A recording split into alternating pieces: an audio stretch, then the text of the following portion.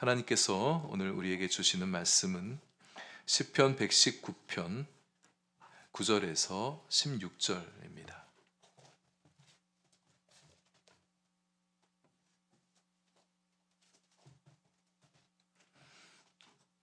구약성경 891면 즈음에 시편 119편 9절에서 16절까지의 말씀, 저와 여러분 한 절씩 교독합니다. 청년이 무엇으로 그의 행실을 깨끗하게 하리이까? 주의 말씀만 지킬 따름이니이다.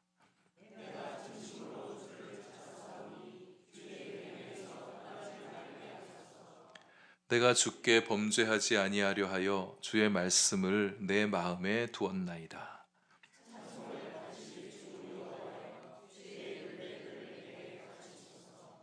주의 입의 모든 규례들을 나의 입술로 선포하였으며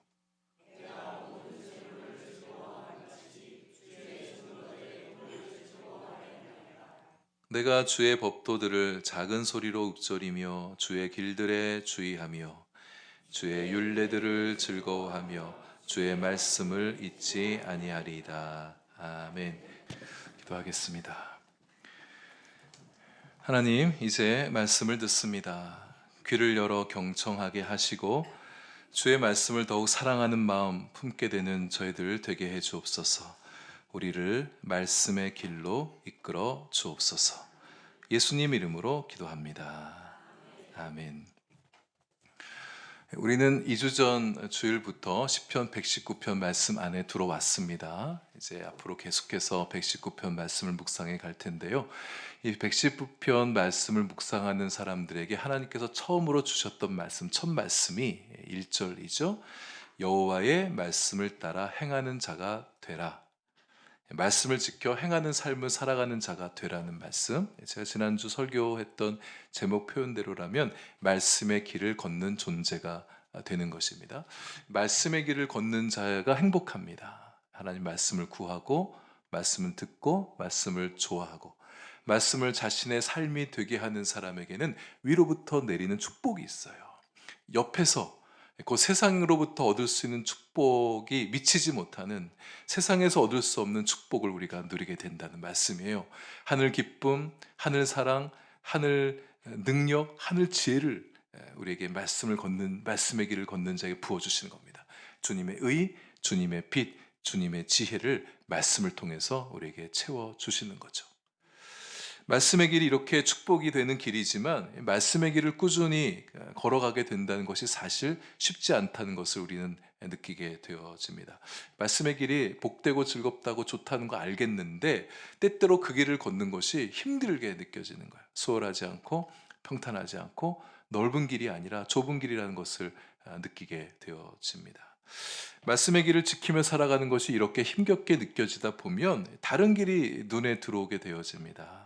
말씀의 길 안에 훅 들어온 사람은 이런 생각 별로 흔들리지 않아요. 그러나 말씀의 길에 초입에 들어선 사람들, 아직까지 말씀의 길에 온전히 들어서지 못한 사람들에게는 자꾸 다른 길이 눈에 들어오는 거죠. 사람의 시선이 흐트러지면 길도 흔들리게 됩니다. 그래서 우리는 우리가 보는 것들에 대단히 주의를 기울이지 않으면 안 돼요. 눈에 보이는 것이 마음에 들어오게 되고 마음에 들어온 것들이 결국 우리의 삶을 움직여가기 때문입니다. 우리의 눈이 말씀의 길 끝에 계시는 예수 그리스도께 고정했다 할지라도 애써 그 길을 지켜가려 하지 않는다면 그 길을 방해하는 세력과 쉽게 마주하게 되어집니다. 유혹을 받게 되는 거죠. 어떻게 하면 말씀의 길을 꾸준히 끝까지 걸어갈 수 있을까? 말씀의 길을 회방하는 세력에 휘둘리지 않고 마치 물길을 거슬려 올라갔던 연어처럼 세상 풍조에 흔들리지 않으면서 말씀의 길을 올곧게 걸어 나갈 수 있을까? 오늘 본문에서는 두 가지를 가르쳐 줍니다. 말씀을 지켜 행할 수 있는 힘이 만들어지는 방법입니다. 역행하는 힘에 맞서서 진행하도록 하는 힘, 방해하는 힘에 맞서 승리하도록 하는 힘, 불순종하는 힘에 맞서 순종하고자 하는 힘. 그 힘이 뭐냐? 어떻게 그 힘을 얻을 수 있느냐? 첫째는 주님의 말씀을 내 마음에 두는 겁니다. 11절이 말씀하죠. 내가 주께 범죄하지 아니하려 하여 주의 말씀을 내 마음에 두었나이다. 그럼 주의 말씀이 우리 마음에서 약해지게 되면 주의 길을 걷는 속도가 느려지게 되고 무척 힘이 붙이게 되어집니다. 그리고 그 말씀이 그러다가 사라지게 되어지면 필연 주님께서 기뻐하지 않는 삶을 살게 되어져요. 주님이 기뻐하지 않는 것 뭐겠습니까? 죄인 거죠. 죄를 멀리해야 되는데 오히려 죄를 가까이 하게 되어지고 죄를 이기지 못하는 삶을 살아가게 되는 거예요. 말씀을 마음에 담아야 죄를 멀리하며 죄를 이기며 하나님께서 기뻐하신 삶을 살아갈 수 있게 되어집니다. 그럴 수 있는 힘이 생기게 되어지고 말씀이 계속해서 우리 마음에 채워지게 될 때 그 힘은 더욱 강하여지는 거죠. 여러분, 주님의 말씀이 여러분의 마음에 있게 하시길 바랍니다. 여러분의 마음엔 주님 말씀이 있으세요? 주님의 말씀이 여러분의 마음 안에 가득하십니까?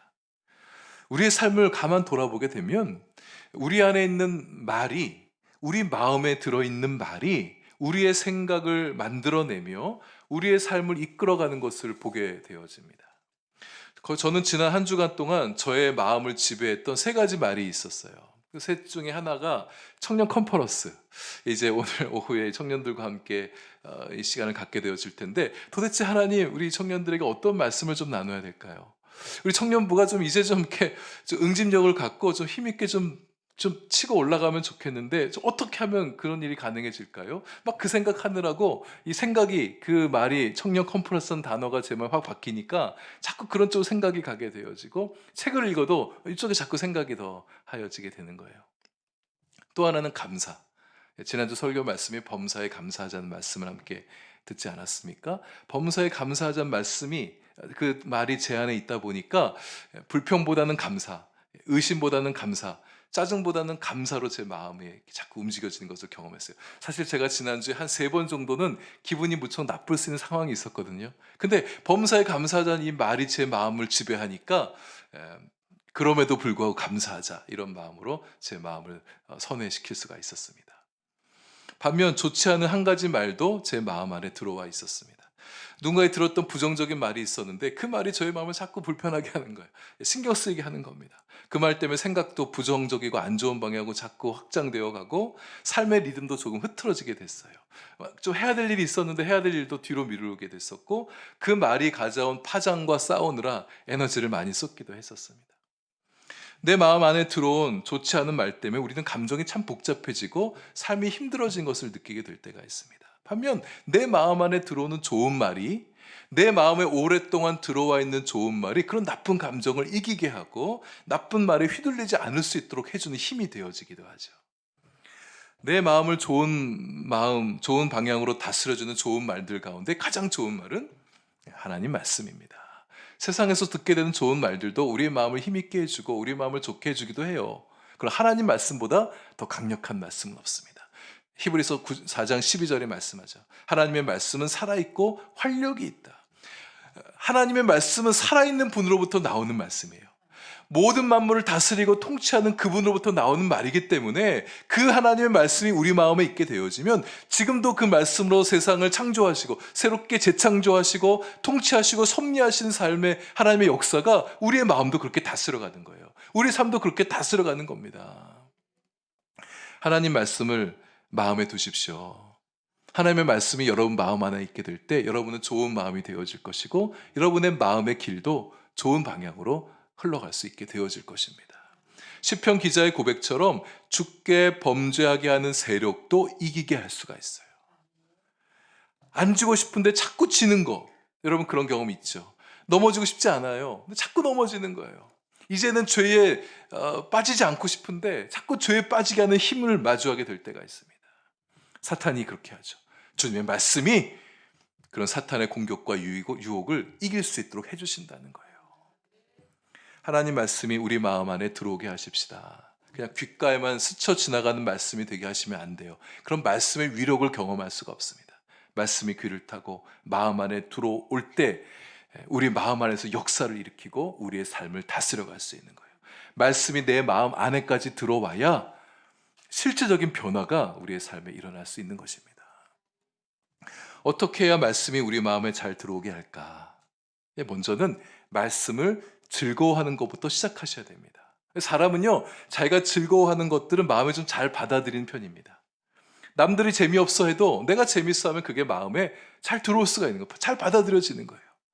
제 마음에는 책으로부터 들어온 것들이 많이 있습니다. 제가 책을 좋아하기 때문에, 즐거워하기 때문에 책에서부터 얻는 것들이 제 마음 안에 쏙쏙 잘 들어오는 거예요. 영화를 즐거워하는 사람은 영화의 스토리, 영화의 메시지, 영화의 커트, 영화의 OST까지도 잘 받아들입니다. 영화를 즐거워하면 한 번 본 영화, 두 번 보고 세 번 보고 또 보고 싶어지기도 해요. 저희 집 딸아이가 그렇습니다. 저는 한 번 본 영화 웬만하면 다시 안 봐요. 차라리 그 시간이면 다른 새로운 영화 보는 게 낫겠다, 뭐 이렇게 생각하는 사람인데, 저희 딸은 한 번 본 영화를 5번도 보고 10번까지도 봅니다. 근데 그렇게 영화를 보면서 눈빛이 초롱초롱해요. 마치 새로운 영화 처음 보는 것처럼 그렇게 영화를 보는 모습을 봤어요. 그렇게 영화를 보다 보니까 주요 대사들은 암기를 합니다. 그 주인공의 대사를 따라서 막 해요. 아직 자막 나오기 전에. 영화의 세밀한 부분까지 깨알 재미를 발견해요. 남들은 잘 발견하지 못한 부분에서 포인트를 또 찾아내기도 합니다. 아직까지 우리 딸이 그런 수준은 아니지만, 그렇게 영화를 이렇게 즐기다 보면 어떤 수준에 어떤 사람은 자신의 어떤 관점이 만들어지죠. 관점으로 영화를 분석하고 평가하고 종합해내는 능력도 갖게 되어지고, 어떤 관점으로 영화를 볼 수 있는 그런 안목이 만들어지기도 하잖아요. 성경 읽기를 즐거워하면 똑같이 됩니다. 한 번 읽은 성경 또 읽고 싶어지는 거예요. 중요 구절 암송해주고 싶어지고, 남들이 잘 보지 못하는 부분까지도 발견하게 되어지고, 성경을 해석해내는 능력도 상당 수준 뛰어오르게 되어지기도 하죠. 이제 여러분, 내년에 우리가 성경 통독 해갈 거잖아요. 좀 성경을 좀 즐겁게 읽어가시는 우리 성도님들 되어주시면 좋겠습니다. 아니, 성경이 소설도 아닌데, 웹툰도 아닌데, 영화도 아닌데 어떻게 즐겁게 읽을 수 있나? 뭐 위트가 있나? 뭐 유머가 있나? 스토리가 재미나? 근데 여러분, 성경 잘 보면 성경 안에도 위트가 곳곳에 드러나요. 하나님도 말씀을 굉장히 재밌게 풀어가시는 것을 발견할 수 있습니다. 유머가 있고요. 성경에 나온 스토리가 굉장히 짧지만 거기에 우리의 상상력을 조금 가미해서 말씀을 읽어가다 보면 세상에 있는 어떤 스토리보다 훨씬 더 유익하고 재밌는 것을 느낄 수가 있어요. 그러나 그런 즐거움보다 영적인 즐거움, 내 내면 안에 가져다주는 즐거움, 내 존재, 내 성품, 내 신앙, 내 삶에 가져다줄 변화를 기대하는 즐거움으로 말씀을 읽어가는 거죠. 시편 기자는 14절에서 재물을 즐거워함 같이 주의 증거들의 도를 즐거워했다, 그렇게 말하고 있잖아요. 말씀이 즐거워지면 이 돈의 즐거움보다도 좋아지는 거예요. 쇼핑의 즐거움, 맛있는 거 먹는 즐거움, 취미생활의 즐거움, 내가 즐거워하는 그 어떤 것을 즐기는 그 즐거움 못지않은, 아니 더 깊은 즐거움을 맛볼 수 있다, 누릴 수 있다, 그렇게 증언하고 있습니다. 16절에도 주의 율례들을 즐거워했다, 이렇게 말하잖아요. 근데 이 말씀은 원어를 보면, 이거 직역해 보면 의지가 담겨 있는 표현입니다. 나는 스스로 즐거워할 것이다. 나는 내 주의 말씀을 즐거워할 것이다. 말씀을 즐거워하겠다는 결심이 담겨있는 표현이 주의 율례들을 즐거워했다, 이런 표현입니다. 의지가 담겨있는 거야. 그렇게 하겠다는 거야. 그래서 그냥 가만히 앉아 있는데, 그냥 있는데 말씀이 즐겁게 느껴질 경우도 있잖아요. 근데 이 저자가 말하는 거예요. 내가 수동적으로 즐겁게 느껴질 때만 말씀을 즐기는 게 아니라 자기 스스로 말씀을 대할 때마다 즐거워하겠다, 이렇게 의지를 표명하고 있는 겁니다. 여러분, 내가 즐거워하겠다는 마음을 가지고 무엇인가를 대하면 즐거움이 더 커지게 됩니다. 커피를 즐거워하는 사람이 있다고 해보십시다. 저기 앉아 계신 김영재 목사님, 커피를 진짜 즐거워하시는 분이에요. 그러니까 저분 옆에 같이 있다 보면 막 저도 커피를 제가 좋아하긴 하지만 막 좋아하는 건 아니거든요. 근데 막 호기심도 좀 생기게 되고, 저분이 하는 얘기를 듣다 보면 나도 커피를 즐기는 사람 같이만 느껴질 때가 있습니다. 좋은 느낌으로 커피를 즐거워하는 수준을 넘어서 커피를 더 알고 싶어서 공부하고, 커피 막 이것저것 찾아다니면서 커피 맛을 즐기고, 커피를 좋아하는 사람과 대화를 나누는, 정말 커피를 즐기는 사람이잖아요. 그렇게 커피에 대한 즐거움을 가지다 보면, 더 즐거워하려 보면 즐거움이 더 커지게 된다. 말씀도 그렇습니다. 말씀을 즐거워하려는 마음을 가지고 설교를 들어보세요. 설교 청취가 즐겁습니다. 한 번 듣고 또 듣고 싶어지는 거예요. 우리 성도님들 중에는 주중에 유튜브로 또 설교 또 듣는 분이 적지 않게 계시더라고요. 말씀을 듣는 귀가 열리신 분들 같아요. 말씀을 즐거워하는 마음으로 묵상해 보세요. 말씀의 묵상에 깊어지는 것만큼 영적인 즐거움이 깊어지게 되고, 말씀의 폭이 넓어지는 것만큼 영적인 즐거움도 커지게 되어집니다. 말씀을 읽어가실 때 이런 좀 즐거운 기대감을 가지고 말씀을 읽어가시는 우리 성도님들 되시면 좋겠습니다. 살아계신 하나님께서 나에게 어떤 말씀을 주실까? 성경은 하나님의 말씀, 하나님의 생각이잖아요. 도대체 하나님은 어떤 생각 갖고 계신 분이시지? 어떤 마음을 갖고 계시지? 하나님을 알고 싶은 마음을 갖고 말씀을 읽어가는 거예요. 그러면 우리의 영이 더욱 즐거워지게 됩니다. 성경 66권 1189장의 말씀을 읽어가면서 이 말씀이 나의 존재, 내 영성, 내 성품, 내 삶을 도대체 어떻게 변화시킬까? 그런 기대하는 마음을 가지고 말씀을 읽는 거예요. 말씀에는 그런 능력이 있거든요. 말씀을 진지하게 받아들인 자의 삶에 들어와 그의 마음 안에 변화시키는 능력이 말씀의 안에 담겨 있단 말이죠. 말씀을 즐겁게 읽기 위한 제안을 한 세 가지를 좀 드려보려고 합니다. 여러분 마음에 좀 좋게 들리시면 한번 그렇게 해보시면 좋을 것 같아요. 첫째는 새 성경책을 마련하는 것입니다. 여러분의 익숙한 성경 말고 새로운 성경책을 한번 새롭게 구입해 보는 거예요. 아니면 꼭 새로 사지 않더라도 한 번도 안 읽어본, 몇 번 읽어보지 않은 책 있으면 괜찮을 것 같아요. 또는 다른 성경 번역 버전의 성경들도 많이 있거든요. 한번 보는 겁니다. 사람이 새 것을 대하게 되면 마음이 좀 새로워지는 경향이 있습니다. 하나님 말씀을 새롭게 받고 싶은 마음을 가지고 새로운 성경책을 한번 읽어봐 보는 거죠. 성경 읽어가면서 밑줄도 좀 치고 형광펜 펜도 좀 칠하기도 하고 내 마음에 드는 느낌을 좀 메모해 보면서, 저는 그 성경 깨끗한 사람보다 막 지저분한 사람이 좋아요. 막 메모하고 이것저것 많은 사람, 뭔가 자꾸 생각거리가 만들어졌다는 거 아니겠어요? 제가 전에 교회에서 제자 훈련할 때 그쪽 교회에서는 제자 훈련을 집집마다 돌아다니면서 했었습니다. 어느 집사님 집에 가서 제자 훈련 준비를 하고 있는데 거실에 보니까 그분의 책장에 한쪽에 성경책이 한 10권쯤 꽂혀 있는 거예요. 그게 좀 신기했어요. 왜 이렇게 성경책이 많나? 물론 저도 성경책 한 20권은 되고 있지만 왜 이렇게 성경이 많으세요? 뭐 수집가 같습니다. 그렇게 물어봤더니 그 집사님이 이렇게 얘기하는 거예요. 제가 몇 년 전부터 성경을 매년 일독하기 시작했는데 일독할 때마다 새로운 성경책을 구입해서 읽고 있습니다. 성경책을 새롭게 사서 읽다 보니까 마음이 새로워진다는 걸 느낀다는 거예요. 그래서 밑줄도 치고 메모도 하고 형광펜도 칠하면서 읽어가는데 그때마다 그 해마다 말씀이 느껴지고 감흥이 일어나는 부분이 다르다는 거예요. 2022년의 말씀이 다르고 2023년의 말씀이 다르고 2024년의 말씀이 다를 것을 기대하면서 말씀을 읽어간다. 뭐 그런 식으로 얘기를 했던 기억이 있습니다. 성경책 요즘 너무 비싸요. 그럼 매년 그렇게 할 수 없고요. 하지만 내년에 우리가 교회가 함께 성경 통독을 하기로 했으니까 좀 새 마음으로 읽을 수 있는 새 성경이 하나 여러분에게 있었으면 좋겠다. 강요하는 것은 아닙니다. 부담 드린 건 아니고 여러분 가진 그냥 익숙한 성경도 좋은데 새 마음으로 한번 말씀을 읽어보자, 그것을 제안 드리는 것입니다. 둘째는 이제 내년에 성경을 하루에 4장씩 읽어갈 텐데 그냥 쭉 읽지만 마시고 묵상하며 읽자라는 거예요. 묵상한 것을 좀 기록해 보면서 읽자. 그래서 여러분 묵상 노트 예쁜 거 하나 구비하셔서 말씀을 읽어갈 때마다 한 장 한 장 끝날 때마다 나의 느낌을 좀 담아보시면 좋겠습니다. 때로는 그냥 창세기 1장 같으면 창세기 1장의 내용을 간단하게 두세 줄로 요약해도 좋겠고, 혹은 제목을 한번 달아보시는 거예요. 그 장의 제목을 내가 만들려고 하다 보면 굉장히 많은 묵상을 하게 되어집니다. 혹은 키워드를 적어볼 수도 있겠어요. 창세기 1장에 뭐 빛, 창조, 뭐 그대로 되니라, 뭐 이런 단어를 한번 기록해 보는 것도 좋겠고, 아니면 좋은 말씀을 그대로 갖다가 하면 그냥 베껴 써 놓으셔도 좋고요. 간단하게 석줄 넉줄 자기의 느낌을 담아 보다 보면 이게 나중에 자기의 말씀 묵상록이 만들어지는 거예요. 세 번째는 그 말씀 묵상 노트 맨 뒷면에 부록처럼 하나의 코너를 만들어 놓고 말씀을 쭉 읽어가는 동안 내 마음에 감동을 준 말씀을 한번 따로 모아서 좀 발췌해 놨으면 좋겠습니다. 저에게 그렇게 해놓은 구절의 말씀이 모두 138절 구절의 말씀이 있는데요. 성경을 읽어가면서 하나님께서 저에게 영감을 주셨던 말씀들, 제 가슴을 뛰게 해줬던 말씀들, 목회에 정말 힘이 되게끔 주셨던 말씀들, 제가 따로 구절들을 모아놓은 노트가 있어요. 그거를 보면 제 마음이 굉장히 좋아집니다. 막 힘이 나고, 저도 목회하다 보면 지칠 때가 있거든요. 마음이 어려워질 때가 있어요. 그때마다 이 말씀 묵상한 걸 기록한 걸 다시 보게 되어지면 금세 마음이 끌어올려지는 것을 경험하게 되어집니다. 한 20절, 30절 그냥 읽기만 해도 제 마음의 감흥이 뜨겁게 일어난 것을 제가 느끼곤 해요. 그래서 제가 만들어 놓은 말씀 모음 집에 제목을 붙여놨습니다. 향상심을 일으키는 말씀들, 위로 향하는 마음, 하나님께로 향하는 말씀 목록, 저만의 리스트를 가지고 있는 거죠. 성경 여러분 읽어가면서 한번 나에게 주는 말씀들, 하나님께서 나에게 감동 주는 말씀 한번 따로 한번 정리해 보시는 거예요. 요즘 뭐 인생 맛집, 인생 영화, 인생 드라마, 인생 스승 뭐 이런 얘기도 많이 하는데 인생 말씀을 만나는 거죠. 나에게 힘이 되어지고 나의 인생을 이끌어줄 수 있는 말씀의 리스트를 한번 가져보는 거, 한번 해봄직한 일이라 생각이 듭니다.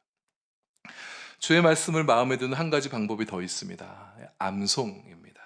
15절에 시인이 이렇게 얘기하죠. 내가 주의 법도들을 작은 소리로 읊조렸다.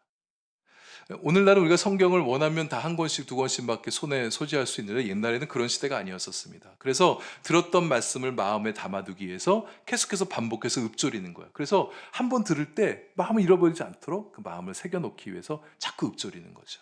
그렇게 암송하다 보면 그 말씀이 자신의 말씀이 되는 겁니다. 말씀을 잊지 않기 위해서 암송하는 거 대단히 좋은 방법이에요. 여러분 마음에 감동을 주고 은혜를 준 말씀이 있다면 좀 암송해 보시면 좋겠어요. 암송된 말씀이 내 마음 안에서 역사해서 우리를 거룩하게 하고 나를 힘있게 하고 내 마음에 용기를 불어넣어 줍니다. 마음이 다운돼 있다 할지라도 다시금 끌어올려 줄 수 있는 힘이 암송에 있어요. 내년에 일독하시면서 그렇게 내가 암송하고 싶은 말씀을 좀 한번 정리해 보셔도 좋겠어요. 제자 훈련하면서 매주 암송하고 있는데 이렇게 약간 반강제적으로 하는 말씀을 외우려면 잘 안 외워지잖아요. 근데 내가 좋아하는 말씀, 내가 사랑하는 말씀을 외울 것 같으면 조금 보다 쉽게 말씀을 외울 수 있게 될 것입니다. 말씀의 길을 꾸준히 걸어갈 수 있게 해주는 힘, 두 번째는 말씀을 선포하며 나누는 것입니다. 13절에 주의 입의 모든 규례들을 나의 입술로 선포했다 이렇게 얘기하고 있어요. 내가 받은 말씀을 나누는 거예요. 마음에 담아만 두지 말고 입을 열어서 나누고 말하고 증거하고 간증하고 선포하는 거예요. 그럴 때 말씀이 더욱 내 것이 되어지고 말씀의 길을 따라가는 자기 자신을 느끼게 되어집니다.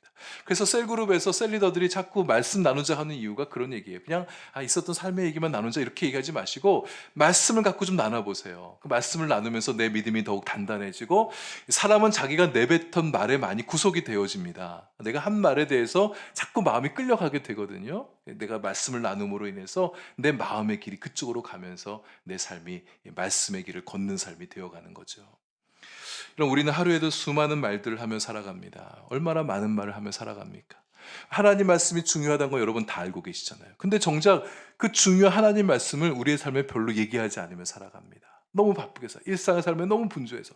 회사에서는 회사의 언어를 말하느라고 정신이 없어요. 너무 분주해요. 가정에서도 가정사에 관계된 일들, 말들 하느라고 주님의 말씀을 나눌 기회가 별로 없어요.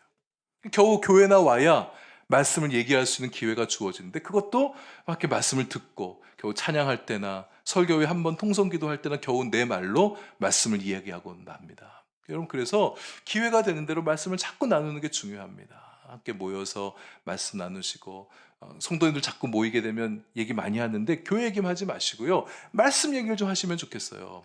말씀에서 평가하지 마시고 이번 주 송목사 설교는 이건 이렇고 저렇고 이런 평가하지 마시고 그 말씀이 나에게 어떤 은혜가 있었는가 내 마음에 어떤 도전이 되었는가 그런 얘기를 자꾸 나누다 보면 우리의 믿음이 더욱 단단해져 가고 우리가 말씀의 길을 걸어가는 자기 자신을 만나게 되어집니다. 부부 사이에서도 좀 그런 얘기 나누면 좋겠어요. 예배 드리고 집에 돌아가는 차 안에서 오늘 말씀 어땠어? 함께 얘기 나누기도 하고 잠자리에 들기 전에 나란히 앉아서 누워서 오늘 들었던 말씀 얘기하기도 하고 뭐 간단히 티타임 같은 거 할 수 있으면서 얘기 나누면 얼마나 좋겠습니까? 큐티를 그렇게 나누기도 하고 이제 내년에 우리 성경 통독하니까 계속 이제 교회적으로 움직이잖아요. 그래서 부부 사이에서도 말씀 읽고 나누면 좋겠고 제가 고민하고 있어요. 어젯밤에 어떤 청년과 잠깐 얘기할 기회가 있었는데 이 말씀을 좀 같이 몇 사람 3, 4, 5 좀 좋아하는 사람들끼리 함께 좀 랜덤이든지 함께 좀 모여서 성경 통독 같이 해가고 그것을 함께 좀 나누는 그런 시간을 좀 가지면 어떨까 이런 생각도 좀 들더라고요. 좀 고민 좀 더 해보겠습니다. 자꾸 나누는 게 중요합니다. 전도해 보신 분들은 알지만 내가 믿고 있는 예수님, 내가 들은 복음을 누군가에게 전도하게 되어질 때 내 믿음이 더 확신해진 것을 느끼게 됩니다. 예수 그리스도에 대해서 좋은 마음을 더 느끼게 되어져요. 예수님에 대한 사랑이 더 깊어지는 것을 느끼게 됩니다. 이게 나눔의 힘이에요. 선포의 힘이에요. 양육해 보신 분들은 알지만 누군가에게 신앙적으로 권면해 보시는 분들은 알지만 누군가에게 말씀을 나누고 신앙을 이야기하면서 내 믿음이 단단해지고 내가 더 말씀이 더 가까워지는 것을 느끼게 되어질 겁니다. 춥게 기도해 보신 분들 알지만 귀신을 쫓아내도 기도할 때 속으로 조용히 하나님 저분에게 있는 귀신이 쫓겨나게 해주십시오. 치유되게 해주십시오. 이렇게 기도할 때는 힘이 별로 없어요. 근데 예수 그리스도의 이름으로 선포하며 기도하게 되어질 때 위력을 느끼게 되어집니다. 여러분 느껴보셨잖아요. 선포에는 힘이 있습니다. 우리 하나님은 선포하는 분이십니다. 하나님께서 태초에 천지를 창조하실 때 말씀을 선포하심으로 창조하셨어요. 빛이 있으라 하신 빛이 있었어요. 하나님은 그분의 선포로 사물이 현실이 되게 하신 분이십니다. 창세기 1장 28절에서 하나님 사람을 만드시고 사람에게 그분이 창조하신 땅을 다스릴 권한을 위임해 주셨죠. 그래서 이제 하나님께서 직접적으로 이 땅에 내려오셔서 사람들 막 움직여 일하시는 게 아니라, 이 세상의 일들을 움직이시는 게 아니라 사람들 통해서 일하시는 겁니다. 그래서 그분이 부르시고 세우신 선지자들 통해서 하나님 말씀을 증거하게 하시고, 그분의 선지자들의 입을 통하여 들려진 말씀이, 선포된 말씀이 다 성취되도록 하시는 거예요. 그분의 선지자를 통해서 하신 말씀이 하나도 땅에 떨어지지 않고 열매를 맺게 하시는 거예요. 그분이 선포하신 말씀을 통해서 역사를 만들어 가신 하나님이십니다. 예수님도 선포하신 분이세요. 그래서 그분이 선포하신 것마다 현실이 되었습니다. 하나님을 믿고 예수님을 믿는 우리도 그렇게 선포하며 사시면 좋겠어요. 내가 믿고 있는 말씀, 하나님께서 나에게 주신 말씀, 약속이라 하신 그 말씀을 믿고 담대하게 선포하는 거예요. 그래서 우리의 선포를 통해서 하나님이 주셨던 그 말씀이 그대로 현실이 된 것을 우리의 삶에서도 목도해 가는 거예요. 하나님은 그분의 능력으로, 그분의 말씀에, 그분의 약속에 근거한 선포인 이상 반드시 이루어 주신 분이십니다. 마음이 지치고 낙심이 되어질 때, 불안하고 두려움으로 여러분의 마음이 힘들게 되어질 때, 여러분 영혼에 대해서 말씀을 선포하세요. 두려워하지 말라고. 주님이 나와 함께하고 있다고. 마귀가 시험에 올 때, 이때도 말씀의 선포가 중요합니다. 예수님께서 마귀를 말씀의 선포하면 쫓아내셨잖아요. 공생이 시작하실 때 40일간 금식하시고 마귀가 찾아왔잖아요. 얼마나 배가 고프셨겠습니까? 근데 사탄이 시험하잖아요. 배가 많이 고프겠구나. 네가 만일 하나님의 아들이라면 이 돌들을 가지고 떡덩이가 되게 하라. 그래서 너의 배고픈 배도 채우고, 그러면 이 기적을 행하면 내가 너를 인정해 주마.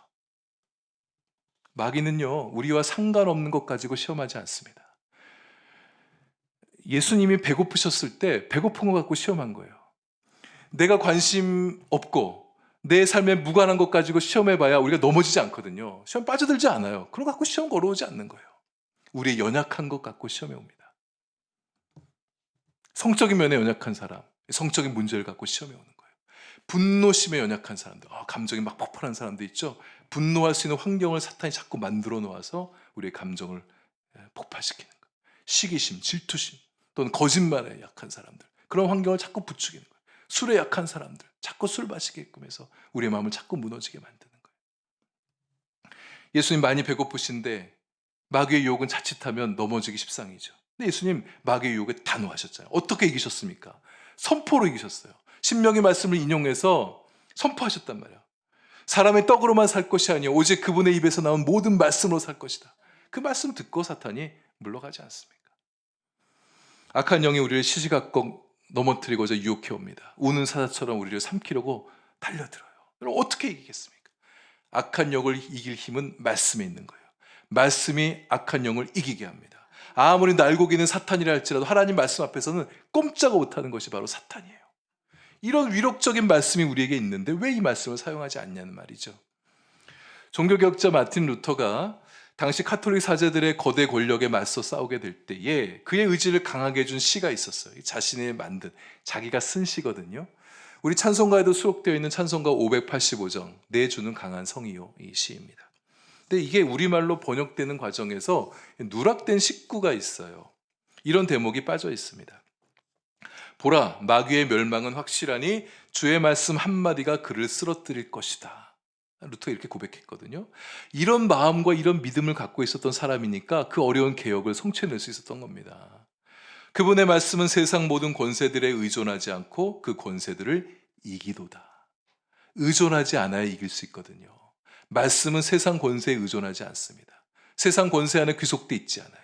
권세 바깥에 있어요. 그러니까 세상 권세에 약점 잡히지 않습니다. 그 어떤 권세도 압도할 수 있는 권세가 주님의 말씀 안에 있는 거예요. 주님의 말씀으로 우리의 행실을 깨끗하게 할 수 있습니다.